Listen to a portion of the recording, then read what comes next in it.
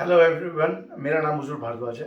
मैं ओरिजिनली झुंझुनू से रहने वाला हूँ, लेकिन पिछले 25 सालों से यूके में ही सेटल हूँ। तो आज मैं बात करूँगा मेरा पर्सनल एक्सपीरियंस इंग्लिश के बारे में। अब क्या है कि झुंझुनू में मैं हिंदी मीडियम में पढ़ा था। उसके बाद मैं थोड़ी बहुत हायर एजुकेशन करने के लिए दिल्ली वगैरह चले गए थे। लेकिन वो भी क्या मतलब रीड एंड राइट वाला सीन होता था, क्योंकि जो किताब जब आप हिंदी मीडियम से इंग्लिश मीडियम में जाते हो तो आपको सबसे बड़ी दिक्कत क्या आती है कि आप पढ़ सकते हो, समझ सकते हो, लेकिन आप इंग्लिश बोल नहीं पाते हो एक्चुअल में। ठीक है। अब जब आप दूसरे कंट्री अगर पढ़ने के लिए जाते हो तब तो ये तो बहुत बड़ा मिशन बन जाता है। तो ये मेरे मिशन के बारे में था। तो अब जैसे ही मैं घर वालों ने फ्लाइट वगैरह में बिठा दिया। अब जब पहली बार दूसरे देश जाते हैं, और ख़ास तौर पे मैं बात कर रहा हूँ आज से 25 साल पहले भाई, तो सिचुएशन बहुत ज़्यादा अलग थी। एंड मैं फ़्लाइट पे बैठ गया, और फिर हमारी फ़्लाइट दुबई से लंदन के लिए थी। और मैं बस सोचता जा रहा यार वहाँ पहुँच के कैसे काम करेंगे, मतलब how we going to manage, क्योंकि हमारा इंग्लिश का लेवल अलग था। मतलब इंग्लिश बोलने के लिए हमें पहले सेंटेंस बनाना पड़ता था दिमाग में, और फिर इंग्लिश बोलते थे। जैसे अगर मान लीजिए मुझे बोलना है कि मैं वहाँ जाऊँगा, तो पहले मैं उसको ट्रांसलेट करता था अपने दिमाग में, आई विल गो देयर। फिर मैं उसको मैं बोल बोल के बताता था उसको, आई विल गो देयर। ठीक है। मतलब होता क्या है कि हम जब हिंदी मीडियम में, जो भी ज़्यादातर बच्चे पढ़ते हैं हिंदी मीडियम में, पंजाबी मीडियम में या गुजराती मीडियम में, बच्चे इंग्लिश मीडियम में नहीं पढ़ते, क्या उनको इंग्लिश क्या एक जो स्पेशली स्पोकन इंग्लिश है उसमें बहुत स्ट्रगल करना पड़ता है। तो हुआ क्या, जैसे मैं यूके पहुंचा तो एयरपोर्ट से आने के बाद में, एयरपोर्ट से बाहर निकलने के बाद में, वहाँ पर क्या यूके में क्या नेशनल कोच होता है, जो अपने मतलब इंटर स्टेट सर्विस जैसे होती है, राजस्थान रोडवेज, हरियाणा रोडवेज, वैसे ही यूके में नेशनल एक्सप्रेस बोलते हैं उसको। वो क्योंकि मेरा एडमिशन हुआ था लीड्स में, लीड्स मेट्रोपॉलिटन यूनिवर्सिटी में, तो मुझे बस पकड़नी थी लंदन हीथ्रो से लीड्स जाने के लिए। तो मैं अपना सामान लेके जैसे तैसे वहाँ पहुँचा, क्या बोलते हैं, हाँ, बस अड्डे पे। So driver ask me, where do you want to go my mate. मुझे सिर्फ वेयर वाली बात तो समझ में आ गई थी कि ये पूछ रहा कि जाना कहाँ है। अब क्या होता है कि हमें इंडिया में एक बात बहुत अच्छी आती है कि बात को रटना, क्योंकि हम बचपन से किताब रटते हुए आते हैं। तो भाई मैंने क्या एड्रेस बाय हार्ट याद कर रखा था। मैंने भाई, उसने पूछा कि कहाँ जाना है, मतलब वो पूछ रहा था कौन से शहर जाना है। मैंने उसको पूरा एड्रेस पढ़ के सुनाया, मतलब 51 बैकेट पास campus, Leeds Metropolitan University Leeds, जो भी था। वो अपना सिर पकड़ के बोला, no I mean where do you want to गो।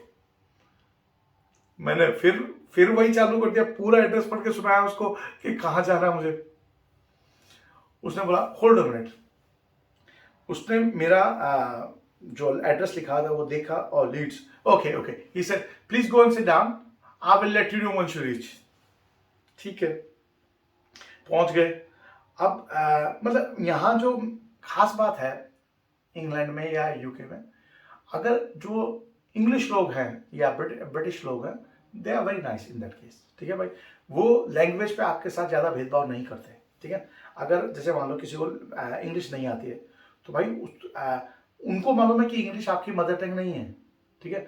जैसे जब मैं इंग्लिश पढ़ने आया था, मतलब तो हमारे कोर्स में करीब करीब हम 40 लोग थे, मतलब एमबीए में, और 40 में से कम 20 या 22 लोग इंडिया से थे। इंडिया, पाकिस्तान, बांग्लादेश, श्रीलंका वगैरह से कम 50% क्राउड था, वो इंडिया अपने सब कॉन्टिनेंट से आता था। लेकिन इंडिया में जो आता है, मतलब उसकी इंग्लिश, एक तो क्या है कि जो लोग कॉन्वेंट से आए हुए हैं उनका इंग्लिश का लेवल तो बहुत अच्छा है। ठीक है। वो तो यहाँ के जो ब्रिटिश बोर्न ब्रोटर उनके लेवल की इंग्लिश होती है। हमें जो सबसे ज़्यादा स्ट्रगल करना पड़ता है वो जो फेलो इंडियन उनसे ज़्यादा होता है, क्योंकि अंग्रेज को तो समझ में आती है बात कि भाई वो, और अंग्रेज आदमी क्या होता है, वो आपके लिए एक्स्ट्रा एफर्ट डालता है समझने के लिए, क्योंकि उसको मालूम है कि अगर वो इंडिया जाएगा और थोड़ी बहुत हिंदी बोलेगा तो हम पूरी कोशिश करेंगे समझने के लिए वो क्या बोल रहा है। ठीक है। वही बात अंग्रेज की है। ऐसा नहीं कि अंग्रेज सब ये चाहेंगे कि आप फराटेदार इंग्लिश बोलो, नहीं, उनको मालूम है इंग्लिश आपकी मदर टंग नहीं है। ठीक है। अच्छा, एक इंसिडेंट हुआ क्या,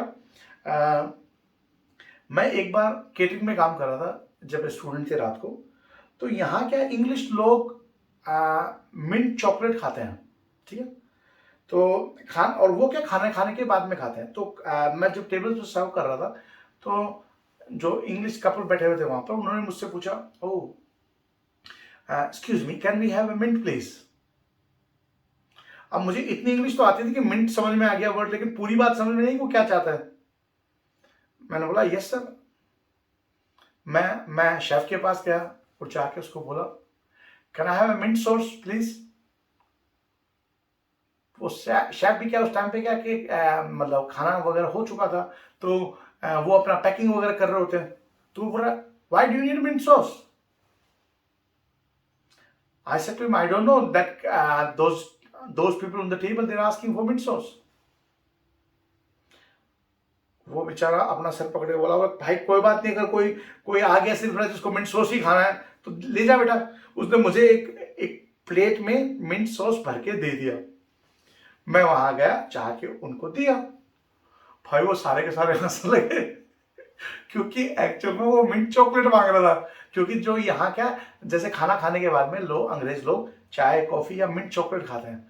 अब मैं आया था जुनून से, मुझे क्या मालूम है मिंट मिंट चॉकलेट होती है, ठीक है। मैंने सोचा मिंट का मतलब हमारे तो मिंट सॉस भी दिया था वहां पर, तो मुझे लगा वो मिंट सॉस ही मांग रहा होगा। भाई वो बेचारे बहुत अच्छे लोग थे, उन्होंने बोला कोई बात नहीं, अभी अंडरस्टैंड दैट। ऐसे ही हुआ क्या, यहाँ जब हम रात को काम करके वापस आते थे, तो एक रेड लाइट एरिया होता था, ठीक है। तो वहां क्या बस तो था जहां पर खड़े होकर सबको बस के लिए वेट करना पड़ता था। तो जब शाम को काम से आ रहे थे तो भाई मैं भी वेट कर रहा था।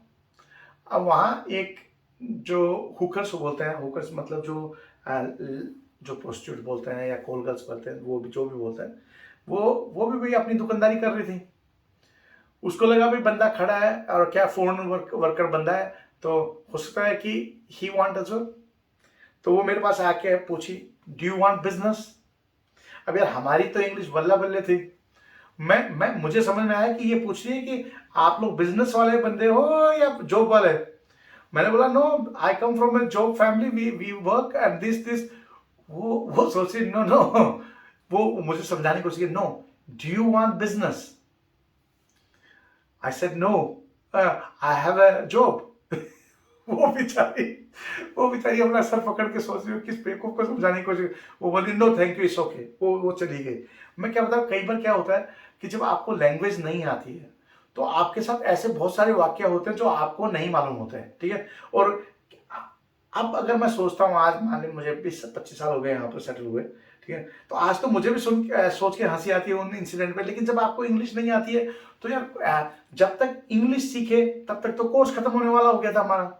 लेकिन एक बात हमेशा जिंदगी में याद रखने की बात है, आपको इंग्लिश आए या ना आए, लेकिन आपको अगर लोगों से डील करना आता है या आपको अपने आप पे कॉन्फिडेंस है तो सब कुछ होता है। जैसे हमारे कोर्स में मैंने बताया करीब हमारे देश ही 20-22 लोग थे भाई। इसमें से करीब करीब 10-12 लोग तो जो दिल्ली मुंबई और बड़ी सिटी वाले बंदे थे, जो कॉन्वेंट जिनको एजुकेटेड बोलते हैं, ठीक है। और भाई ये लोग तो हमारा बहुत मजाक बनाते थे। अब देख मजाक बनता था तो अब यार, अब हिंदी में तो आपको मालूम है कि हम इनकी जो भी कर सकते वो सारा काम कर सकते थे। लेकिन क्या भाई इंग्लिश में तो क्या हमारा वीक पॉइंट था, तो चुपचाप सुनना पड़ता था। लेकिन भाई मैं, हमारे एक बंदा था केरला से, वो एमबीए के लिए प्रेजेंटेशन के लिए ग्रुप बन रहे थे। उसने मुझे ग्रुप में लेने से मना कर दिया था। उसने बोला कि no he can't speak English, I don't want to take him because he is going to ruin our course. भाई बहुत दिल को बहुत चुभी दी है बात। भाई मुझे मानता उसको हिंदी आती है, लेकिन मतलब ठीक है वो बोल नहीं पाते लेकिन समझ में आती है। मैंने उसको हिंदी में एक बात बोला, बेटा देख आज ठीक है भाई, तू इंग्लिश की वजह से हो सकता है कि मुझे दूसरा कोर्स मिल जाएगा, ठीक है भाई, मुझे दूसरा ग्रुप मिल जाएगा एमबीए के लिए प्रेजेंटेशन के लिए। लेकिन मैं उसको बोला भाई देख ये बात याद रखियो कि इंग्लिश आती है इसका मतलब ऐसा नहीं है कि जिंदगी में तो सब कुछ तुझे ही आता है। जब हमारा कोर्स हुआ, खत्म हुआ, मैं पहला बंदा था हमारे कोर्स में जिसको प्लेसमेंट मिला था, वो भी फोर्टिस बैंक में, ठीक है। ये उल्लू के पट्टे जो सब अपने आप को हाई फाई समझा करते थे भाई, इनको ना तो किसी को जॉब मिला, ना किसी को प्लेसमेंट मिला। क्योंकि चक्कर क्या है भाई, प्लेसमेंट मिलने के लिए आपको क्या कॉमन सेंस होना जरूरी है भाई। उनको जो अंग्रेज है उसके लिए तो, जिसको इंग्लिश आती है और जिसको इंग्लिश कम आती है उसके लिए तो दोनों एक से ही है, उसको क्या फर्क पड़ रहा है।